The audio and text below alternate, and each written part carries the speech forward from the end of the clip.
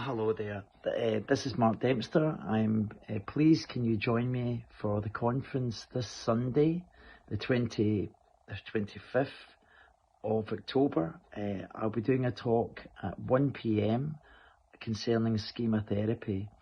And in this talk, I'm going to give the origins of schema therapy. I'm going to talk a little bit about how schema therapy, I use schema therapy in my practice with addiction, with clients suffering from addiction. I work as a therapist in Harley Street in the centre of London.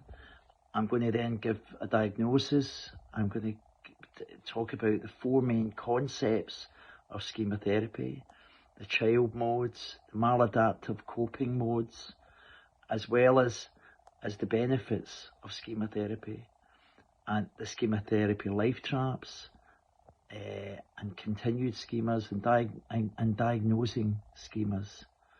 So would you please join me this Sunday, and also it might be worthwhile knowing that I've wrote a couple of books about addiction, my own biography of the recovery process from addiction, and another book called The Ongoing Path, about ongoing treatment for addiction and solutions to addiction, addictive processes.